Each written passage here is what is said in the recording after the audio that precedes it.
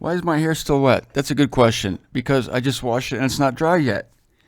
Yeah, I like to let nature take its course. Why should I dry when evaporation does it? Yeah, I never dry off after the shower. I'm an air dry kind of guy, because it's nature's way. And I succumb to nature's way whenever I can. Hello, everybody. That's a very innocuous and probably ridiculous introduction to the sixth seal, because now you're going to see it. Oh boy, that hair is a mess, isn't it? Now you're going to see it. This is when God finally really parts the veil and he comes after humanity directly. This is very scary things. Now the heavens are going to be shaken, and you can't attribute it to a bad spell of weather. You can't attribute it to a natural cause such as war, famine, and plague. And this is a sequel to the fifth seal. Remember, the fifth seal, the souls under the altar crying out for vengeance. And God has for so long not enacted any vengeance upon anyone who disses his name, disregards it, and kills his people. And so the fifth seal is important in that we see finally that God is going to answer all the disrespect he's gotten. And then why? Does God need this? Does God need to be loved and liked? This is for the benefit of those who are judging him. God has very broad shoulders. He can take it. And so this is not something that he needs to feel better about himself. This is eventually to be for, now as I'm thinking about this, I think it's also for the sake of the souls under the altar, which are figurative, obviously. I think it's also for the sake of anyone who has suffered injustice. As I said, and as I admitted myself, and I would like you to admit this too, if you're honest with yourself, there's something in you that wants to see evil people get what's coming to them. And this is the whole problem when we tell people that we believe in the salvation of all. Because they say, oh, you mean Hitler is going to be with me in heaven someday? And we too quickly say yes to that question, even though it's true. What we omit there is Hitler's judgment. What we omit is the weeping and gnashing of teeth and the indignation and fury and affliction that will come upon the heart of Adolf Hitler to reduce him and bring him to his Nebuchadnezzar experience, to his unveiling, personal unveiling of Jesus Christ within himself, and to bring him to a knowledge of the truth through that trial. And so it's not only for the people who have been afflicted, because Paul doesn't say God's not going to have vengeance on these people. He doesn't say that. Paul quotes the Old Testament and says, vengeance is mine, saith the Lord. So it's not that there won't be vengeance, there will be. So rest your weary soul. Your enemies will get what's coming to them. I hope that soothes your day today. It makes you feel better about things. I'm kind of making fun of you there, but I'm the same way. I wouldn't mind seeing my enemies get what's coming to them. I don't want them to be eternally tormented, and they won't be. But there will be a day of reckoning when they'll realize, oh, geez, Zender was right. You got to admit that you kind of want that, don't you? It's like, oh, gosh, those people were right all along. That kind of vindicating, right? Well, God's going to give us that as a little gift. And he's also going to use it to bring them to a knowledge of the truth. So here we go, the sixth seal. This is terrible. Terrible inflictions where God is finally coming down to judge. This is, again, a sequel to the fifth seal. The blood of the martyrs is going to be avenged, and we're seeing graphic, literal strokes of God here. And this is the first time that we're seeing the open manifestation of the day of Jehovah. This is the real deal, the sixth seal. The real deal, the sixth seal. That would be a catchy title. I wonder... The opening of the sixth seal is a little more impressive. The real deal, the sixth seal. Now, I think it's too cute. I'm not going to go with it. But this is when we see the open manifestation of the day of Jehovah. The game is on with the opening of the sixth seal. Now, I'm going to read the passage. We're in the unveiling, chapter 6. We're already halfway through chapter 6. We are moving along, and we are understanding this book. We're seeing the glory of God. We're seeing that he's not to be trifled with. He's still a God of grace. Some people need a wake-up call. Verse 12, chapter 6, the unveiling. And I perceived when the Lambkin opens the sixth seal, and a great cataclysm occurred, and the sun became black. Oh, that's different, isn't it? The sun became black as sackcloth of hair, and the whole moon became as blood, and the stars of heaven fall on the earth, as a fig tree is casting its shriveled figs, quaking under a great wind. And heaven recoils as a scroll being rolled up, and every mountain and island was moved out of its place. And this is literal. And the kings of the earth, and the magnates, and the captains, and the rich, and the strong, this is me here, all those of repute of 1 Corinthians, right? The outward man, those who are of repute in this world, the chiefs of this eon. He's listing them all here, the kings of the earth, the magnates, the captains, the rich, the strong, those who are having it good now, while you are treated like a misfit, while you are treated like an idiot, while you are treated like a loser, and the dregs of all things, as Paul says, the offscouring of all things, pond scum, that's you.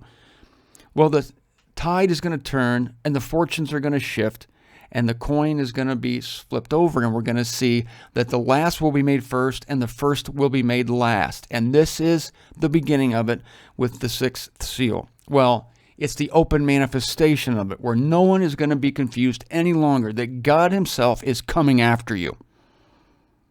It's not the bad weather. It's not like the scoffers of 2 Peter that say, oh, everything is gone according to the boring pattern since our fathers have been put to repose. And Peter says, oh, no.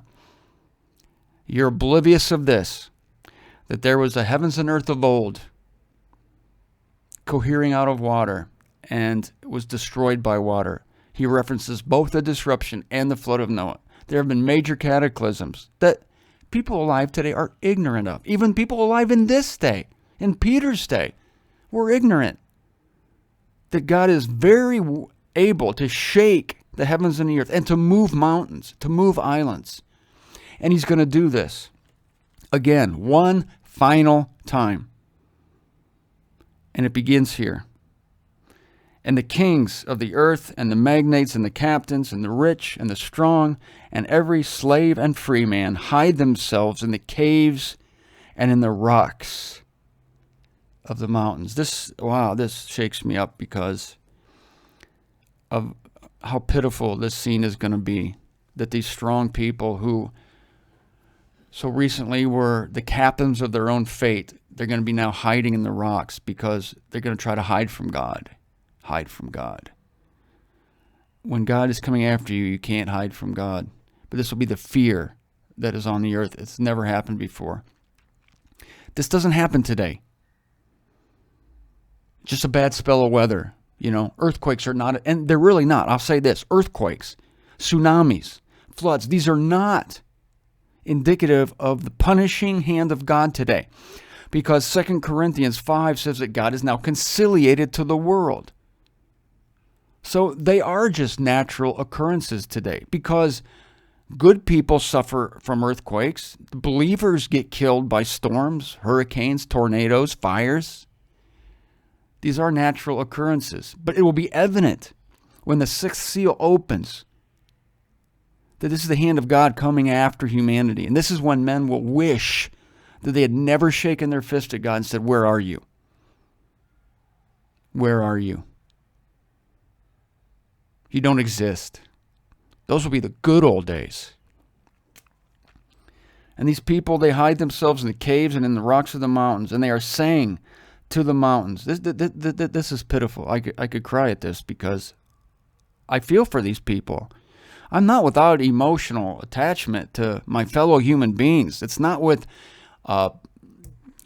some kind of sick, non-responsive heart that I read these passages. I guess you would do that if you think this is all figurative. If you think this is figurative, you can read this and not be emotionally affected by it. That these are your fellow human beings who are crying out to the mountains and the rocks, fall on us. They want to die. because of the afflictions fall on us. That's pitiful. And I don't care if 15 minutes before this was the most wicked person on earth. I told you this when I talked about Nebuchadnezzar in the book of Daniel. I was getting teary then, wasn't I, when I talked about Nebuchadnezzar? Well, for all the proud arrogance. You know, you've heard me talk about Joel Osteen, right? And boy, Zender hates Osteen. Zender just talks continuously about Billy Graham and Joel Osteen and these wicked men who are perverting the straight ways of God, and they're calling evil good and good evil. And yet, if I see Joel Osteen and his family in a cave begging for the rocks to fall on them, am I not moved with pity for that man? Yeah. I don't want to see anybody killed. I don't want to see certainly don't want to see anyone eternally tormented. That's completely out of this picture. No eternal torment going on here. But these are fellow human beings, and God has an investment in them because he created them. Do you know why the world can be so flippant, nonchalant about the destruction, in the case of Christians, the eternal torment of their enemies? Because they didn't create their enemies. They have no investment in them. They didn't create them. That's why the disciples said, Lord, should we call down fire on them? He just said, you don't know what spirit you're of. God has a heart for his creation. Even while he's bringing these plagues, even while these people are in the caves and they're begging for the mountains and the rocks to fall on us and hide us from the face of him who is sitting on the throne and from the indignation of the lambkin, seeing that the great day of their indignation comes, and who is able to stand. God created these people, and Jesus Christ died for them. That's why there's an investment here with God and Christ for these people. The most evil person you could think of. Give me the names. Come on. Try to find somebody that God does not have an investment in. Who are you going to give me here? Huh? Adam? Hitler? Stalin? Charles Manson? Jeffrey Dahmer? Bring them. Bring the names. Who do you have? It's more evil than the people I just mentioned. I, in fact, would put Joel Osteen and Billy Graham in a worse category than those people. And yet, God died for them. Jesus Christ, died for these people. God created them. Jesus Christ dies for them. And here they're being woke up. Do you think this is their end? Sitting here underneath the rocks, in the dark, in a cave, begging for God to kill them? You think this is their end? Christianity does. Good, let them get what's coming to them. Not a tear will they shed for these people. They have no investment in their lives. They just as soon waste them. As if God wastes anything. We see Jesus Christ so concerned for the fragments of bread and fish. After he feeds the multitude, that he gathers up the fragments, lest anything be wasted. He's not willing to waste a fish or a crumb of bread. And so do you think he's willing to waste a human being? No. Because he's the Savior of human beings. 1 Timothy 4:10 calls him the Savior of all human beings. And if he fails to save a single one, then he's a liar. And he's not the Savior of all humanity. But he is. And by the grace of God, he's given us an early expectation. He's given us faith so that we believe now. He hasn't given it to these people who are hiding in the caves at the opening of the sixth seal. He's not given them that faith. They come by a harder route. And it just gives you another occasion to thank God that he's spared you that expectation. He's given you a far greater one. I want you to appreciate that today. And also pray for these people who will come under the curse of the sixth seal.